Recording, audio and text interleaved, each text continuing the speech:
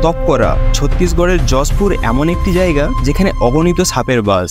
মনে করা হয় যে জঙ্গলের মাঝখানে ভগবান শিবের একটি ছোট্ট মন্দির রয়েছে এবং একই মন্দিরের নিচে একটি রহস্যময় গুহাও রয়েছে। একটি গুহা যা আজ একটি পাথর দ্বারা বন্ধ, কারণ যদি কেউ সেই গুহার মধ্যে দিয়ে যায় সে কখনোই ফিরে আসে না। লোকেরা এই স্থানটিকে পাতালের প্রবেশদ্বার হিসেবে বিবেচনা করে। নাগলোক এমন একটি জায়গা যেখানে পৃথিবীর সর্বাধিক সাপ বাস করে। ভারতে এবং বিশ্বের বিভিন্ন অংশে এমন অনেক কিছু প্রুফ রয়েছে যা প্রমাণ করে যে এটি কেবল গল্প নয়। আজও কম্বোডিয়া, মণিপুর, শ্রীলঙ্কা, নাগাল্যান্ড, বালির মতো জায়গায় এমন অনেক লোক আছে যারা বলে যে তাদের পূর্বপুরুষ সাপ ছিল এবং সেখানে সাপকে খুব ঐশ্বরিক বলে মনে করা হয় এবং তাদের পূজা করা হয়। আমাদের পুরাণে সাপ সম্পর্কিত অনেক গল্প রয়েছে যা সাপের গুরুত্ব ব্যাখ্যা করে। তামিলনাড়ুতে অনেক ছোট পাথরের বাড়ি তৈরি করা হয়েছে। স্থানীয় লোকজন জানান কয়েক শতাব্দী আগে এখানে বিভিন্ন প্রজাতির মানুষ এসে আমাদের সঙ্গে বসবাস করতেন। পৌরাণিক কাহিনী অনুসারে সাপের প্রচুর সাফল্য ও সম্পদ ছিল। তিনি মানুষের সাথে থাকতেন এবং মানুষদের জ্ঞান প্রদান করতেন, মহাবিশ্বের জ্ঞান, অনুশীলনের জ্ঞান এবং জীবনচক্রের জ্ঞান। বিষ্ণু পুরাণ অনুসারে ঋষি কাশ্যপের অনেক স্ত্রী ছিল। তার প্রত্যেক স্ত্রী বিভিন্ন প্রজাতির জন্ম দিয়েছিলেন। তার স্ত্রী অদিতি দেবতাদের জন্ম দেন। তার এক স্ত্রী থেকে রাক্ষস জন্মেছিল এবং অন্য স্ত্রী থেকে উদ্ভিদের জন্ম হয়েছিল। ঋষি কাশ্যপের স্ত্রীদের মধ্যে একজন দেবী কদ্রুকে সর্পের মা বলে মনে করা হতো। অথর্ববেদে বলা হয়েছে যে সাপ প্রকৃতির রক্ষক। তিনি নাগলোকে থাকেন যেখানে সূর্যালোক পৌঁছায় না এবং সমগ্র বিশ্ব তার মণির আলোয় আলোকিত থাকে। মহাভারতের সম্ভব পর্ব অনুসারে একবার দুর্যোধন গঙ্গার তীরে একটি শিবির স্থাপন করেছিলেন। সেখানে কুস্তি, নিশানাবাজির মতো বিভিন্ন খেলার আয়োজন করা হয়, কিন্তু প্রতিটি খেলায় ভীম সব কৌরবকে খুব সহজেই পরাজিত করতেন। এই ব্যাপারটি দুর্যোধনকে খুব কষ্ট দিচ্ছিল। তিনি ভীমের প্রতি ঈর্ষান্বিত হয়েছিলেন, তাকে ঘৃণা করতে শুরু করে এবং এই কারণে তিনি একটি ষড়যন্ত্র করেছিলেন। তিনি জানতেন যে ভীম খাবারের প্রতি অনুরাগী। তিনি ভীমের খাবারে বিষ মিশিয়ে দেন এবং তা খাওয়ার কিছুক্ষণ পরেই তিনি মারা যান। এরপর দুর্যোধন তাকে নদীতে ফেলে দেন।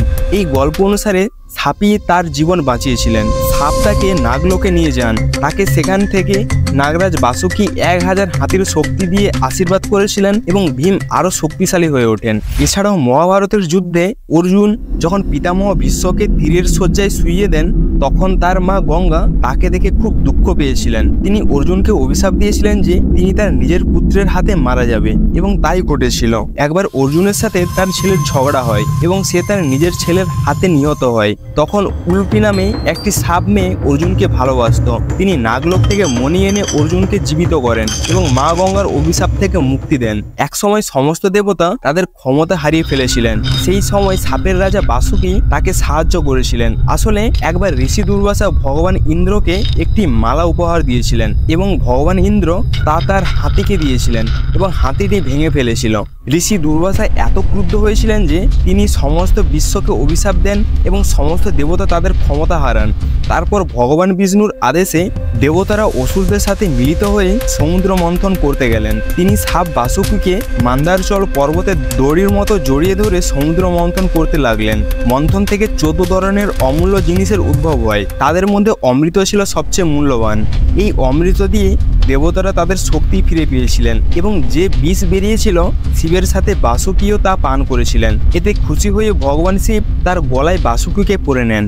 গলায় বাসুকিকে পরিয়ে মহাদেব তাকে কালের অবর্ত থেকে মুক্তি করেন। তাই আজ বাসুকিকে কালের ত্রাতাও বলা হয়। এটা বিশ্বাস করা হয় যে শেষনাগ বিশ্বের সৃষ্টির ভিত্তি স্থাপন করেন এবং বিশ্বের শেষ হওয়ার পরে শুধুমাত্র তিনি অবশিষ্ট থাকেন, যিনি আবার সৃষ্টি শুরু করেন। এজন্য তাকে অনন্তও বলা হয়। ভাগবত পুরাণ অনুসারে একবার শেষনাগ তার ভাইদের খারাপ কাজের দ্বারা বিরক্ত হয়ে তাদের ছেড়ে হিমালয়ের তপস্যায় লীন হন।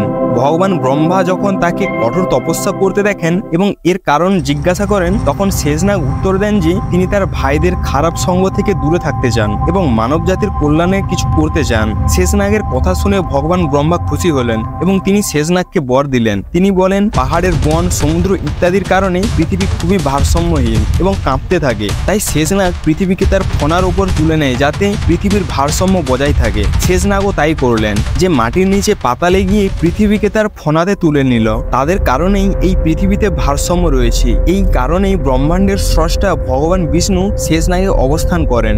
পৃথিবীর প্রায় সব সংস্কৃতিতেই সাপের বর্ণনা রয়েছে। প্রতিটি সভ্যতায় সাপকে গুরুত্বপূর্ণ মর্যাদা দেওয়া হয়েছে। মিশরীয় সংস্কৃতিতে অনেক দেবীর উল্লেখ রয়েছে, যার মধ্যে একটি দেখতে গোগ্রোর মতো। গ্রিক সংস্কৃতিতেও প্রচুর মানুষের এরকম দেবতা রয়েছে। এটা বিশ্বাস করা হয় যে চীনের ড্রাগনগুলিও সাপ থেকে বিবর্তিত হয়েছিল। এর পাশাপাশি American, Australian, Asia, Islamic, African, Mexican এবং আরও অনেক সংস্কৃতিতে কোনো না কোনোভাবে সাপকে গুরুত্ব দেওয়া হয়। কিছু লোক বিশ্বাস করে যে সাপ পৃথিবীতে মানব সভ্যতার সূচনা করেছিল এবং বলেছেন যে সাপই প্রথম শাসক ছিল। সাপকে খুব বুদ্ধিমান মনে করা হয়। এটা বিশ্বাস করা হয় যে সাপ আধ্যাত্মিক শক্তি দ্বারা আকৃষ্ট হয়। আমাদের সিনেমাতেও সাপকে নেতিবাচক আলোতে দেখানো হয়। তাদের ঈর্ষান্বিত এবং প্রতিশোধমূলক প্রাণী হিসেবে দেখানো হয়েছে। খ্রিস্ট ধর্মে সাপকে মন্দ ও ধ্বংসের প্রতীক হিসেবে বিবেচনা করা হয়। একটি প্রজাতি যা অর্ধেক মানুষ এবং অর্ধেক এলিয়েন। কারো কারো শরীরের ওপরের অংশটি মানুষের এবং নিচের শরীরটি সাপের মতো। কারো কারো কেবল একটি নাক এবং একটি মানব দেহ রয়েছে। সর্প বিভিন্ন উপায়ে দেখানো হয়। আজও সাপকে অনেক উচ্চ মর্যাদা দেওয়া হয়। নাগপঞ্চমীতে তার পূজা করা হয়। এটা বিশ্বাস করা হয় যে সাপের ক্ষতি করা খুবই খারাপ জিনিস। এর পিছনে কেউ কেউ বলেছেন শতবর্ষ আগে যে সাপগুলো মানুষের মধ্যে বাস করত সেসব সাপ এখনো আছে। এই সাপের আকারেই বাস করে। কেউ কেউ বিশ্বাস করেন যে তিনি তার নাগলোকে ফিরে আসেন। কেউ কেউ বিশ্বাস করে যে তারা মানুষ রূপে আমাদের মধ্যেই বসবাস করছে। এ সম্পর্কে আপনার মতামত কি? কমেন্ট করে আমাদের জানান এবং ভিডিও ভালো লাগলে লাইক ও শেয়ার করবেন এবং এমন অদেখা, না শোনা এবং না বলা কাহিনীর জন্য আজই সাবস্ক্রাইব করুন। দেখা হবে এরকম আরো অজানা ভিডিওর সাথে। ততক্ষণ হাসতে থাকুন, সুস্থ থাকুন, ভালো থাকুন।